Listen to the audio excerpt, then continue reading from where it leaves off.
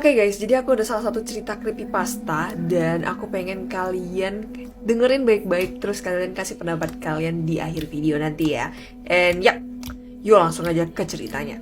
Oke, jadi ceritanya suatu pagi ada seorang pria yang mendapati dirinya tuh berjalan menyelusuri jalanan sepi di sebuah kota kecil dan dia nggak tahu dia lagi ngapain, kayak mana dia bisa di sana atau di mana dia sebelumnya berada gitu.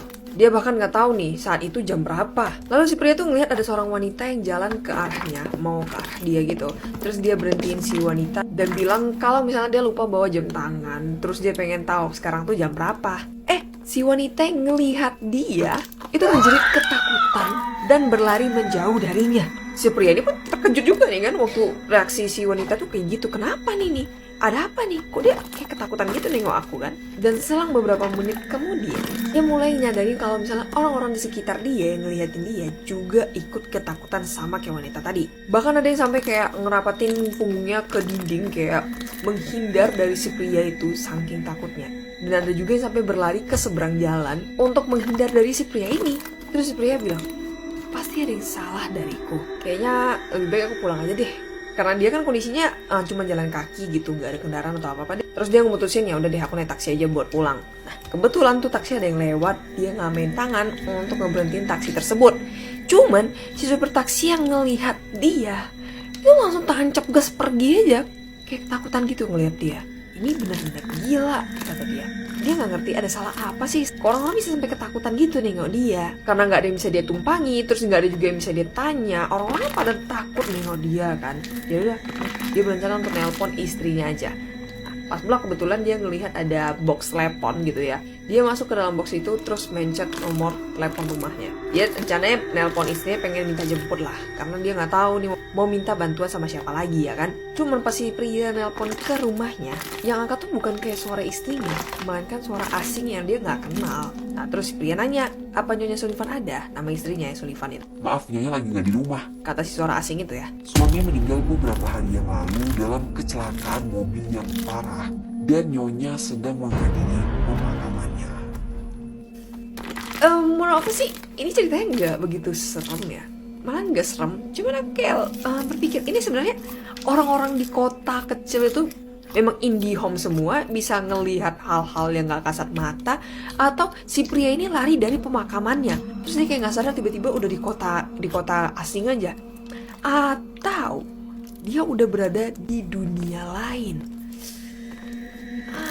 Agak bingung sih tentang creepypasta yang satu ini. But gimana menurut pendapat kalian? Aku pengen tahu nih dari POV kalian ya, atau point of view kalian nangkep ceritanya itu kayak mana. Langsung aja komen di kolom komentar ya guys, karena aku nggak mau bingung sendirian nih. Oke, and ya, kira-kira video kita sampai di sini aja. See you guys in another video. Bye bye. Hati-hati, kalau misalnya kalian melihat ada seorang wanita lagi nari nih gak jelas di tengah jalan pada malam hari, mendingan kalian cabut deh, karena bisa jadi itu adalah The Dancing Lady Serbia. Nah, jadi tadi aku sempat polling di Instagram untuk malam ini kita bahas apa nih, Sumiarti atau The Dancing Lady Serbia. Karena lebih banyak orang milih The Dancing Lady Serbia, jadi video kali ini kita akan bahas tentang The Dancing Lady Serbia. Oke, jadi kita lanjut ya pembahasannya. Tadi aku udah bilang kan, mendingan kalian cabut deh. Kenapa? Karena menurut cerita, jika wanita ini melihat kalian atau mendengar kalian, maka wanita ini akan mengejar kalian dengan membawa sebuah pisau.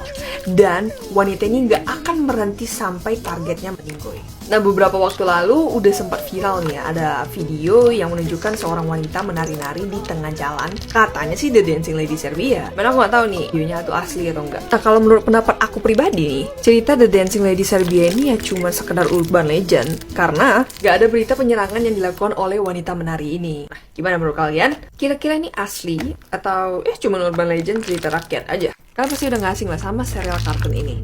Yap, Masha and the Bear atau Masha and the Bear, whatever. Jadi ada yang request untuk kita bahas tentang Masha and the Bear, dan di video kali ini mari kita bahas sama-sama, oke?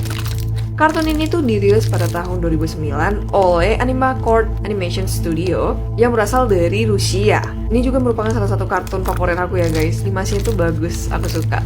Lagi suara si Masha Itu lucu banget, iya nggak sih? Nah, tapi kalian tau nggak sih kalau misalnya ada cerita kelam di balik ini? Dan di video kali ini kita akan bahas itu, guys. Nah, kalau cerita versi populernya itu dikisahkan ada sebuah keluarga kecil yang mempunyai satu anak cewek. Jadi pada saat itu mereka pergi ke sirkus. Sayang banget pada saat itu si anak ini lepas dari pengawasan orang tuanya, sampailah dia ke kandang beruang.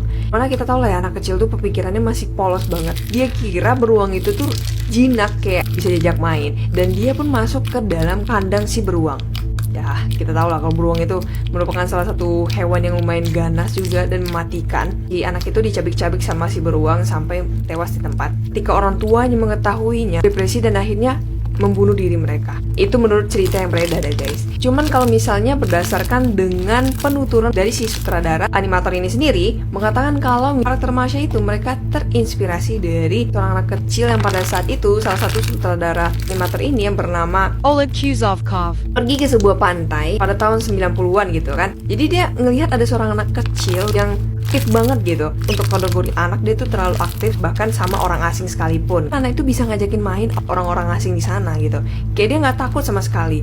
Sampailah turis asing itu tuh pada sembunyi kalau ngelihat anak itu.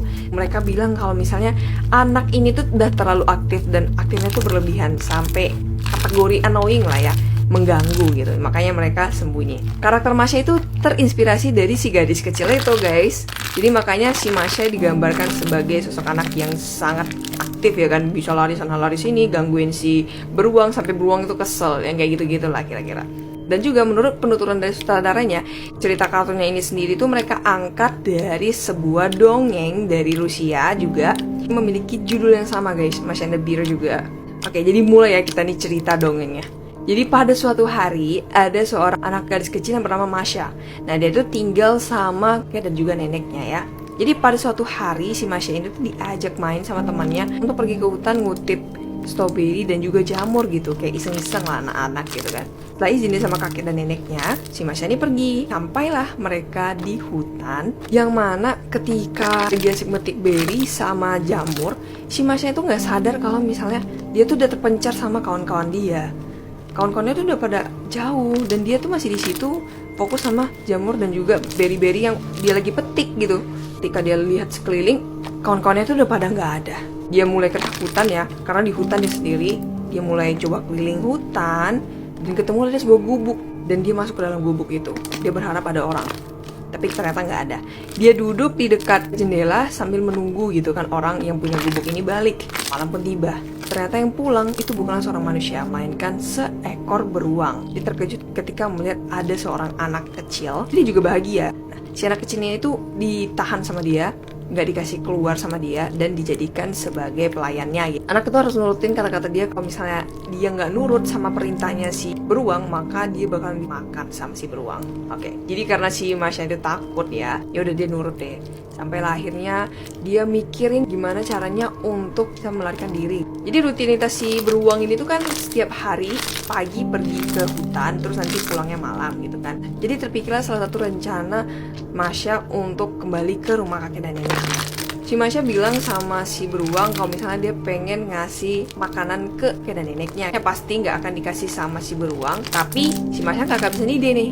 Dia bilang gimana kalau misalnya beruang aja yang bantu antarin ke rumahnya kakek dan neneknya, dengan syarat untuk nggak buka ataupun makan pie yang mau dikasih ke dan juga kakeknya. Karena si Masha bakalan mantau si beruang itu dari pohon pinus. Si beruang setuju, si beruang pergi keluar untuk ngecek cuaca di luar. Pada saat itu si Masha itu masuk ke dalam keranjang dan menutupi tubuhnya dengan pie. Balik lagi si beruang masuk ke dalam dan mengambil keranjang itu dan pergi. Nah, saat dalam perjalanan si beruang ini kecapean karena lumayan jauh ya jaraknya.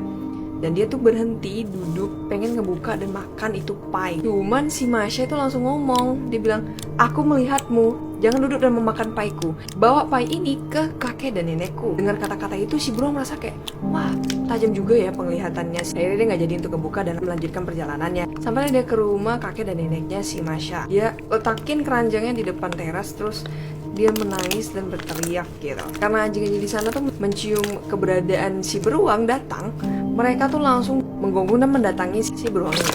Nah, karena hal itu si beruang jadi ketakutan, melarikan diri ke dalam hutan dan meninggalkan keranjang bawaannya si Masha.